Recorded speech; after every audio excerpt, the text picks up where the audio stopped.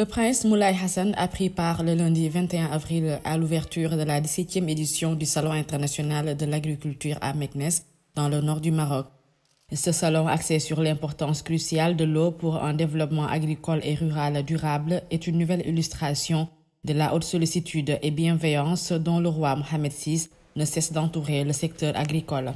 Le prince Moulay El Hassan a visité différents pôles, régions, sponsors, institutionnels agroalimentaires, international, agri-digital, nature et environnement, entre autres. Installé à la place Sahrij Souani sur une superficie de 12,4 hectares, le SIAM 2025 connaît la participation de 70 pays, avec la France en tant qu'invité d'honneur, un choix qui reflète l'excellence des relations entre les deux pays et le dynamisme qui marque la coopération bilatérale. Dans un discours solennel et rassembleur, le président du Ghana, John Dramani Mahama, a appelé mardi à Accra à faire du cinquantenaire de la CEDEAO un tournant pour une intégration plus inclusive reposant sur le dialogue, la solidarité et la diplomatie. Il a plaidé pour la réintégration des États du Sahel tout en annonçant des initiatives concrètes en faveur de la jeunesse ouest-africaine.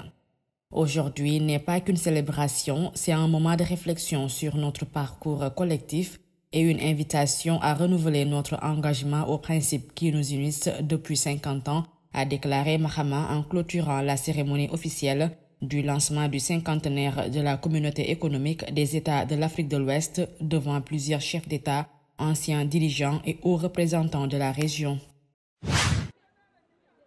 Le tribunal de première instance d'Abidjan a prononcé la radiation du président du PDCI, le Parti démocratique de Côte d'Ivoire, Tidiane Thiam, ex-CIO de Crédit Suisse, de la liste électorale, au motif qu'il a perdu sa nationalité ivoirienne.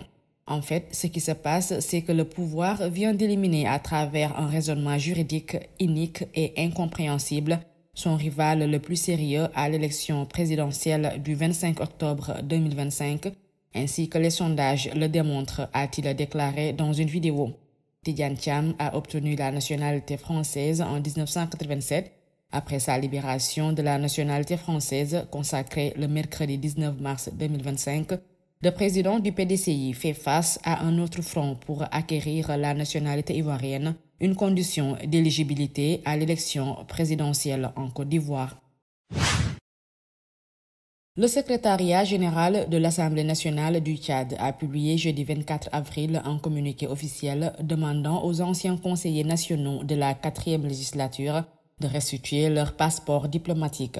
Selon le communiqué, cette demande concerne l'ensemble des ex-conseillers nationaux de transition, y compris ceux réélus pour la nouvelle législature. Le document indique que ces documents diplomatiques obtenus dans le cadre de l'exercice de leur mandat parlementaire doivent être déposés à la direction du protocole et de la coopération internationale de l'Assemblée nationale. La Coupe d'Afrique des Nations féminines de futsal se poursuit au Maroc et les Lions de l'Atlas confirment leur statut de grande favorite. Après un démarrage fracassant face à la Namibie, les Marocaines ont de nouveau brillé en surclassant le Cameroun. Redoutables offensivement, les Marocaines hôtes du tournoi ont rapidement ouvert le score grâce à El Ouafi à la 4e minute, avant un but contre son camp de Mbomozomo à la 12e minute.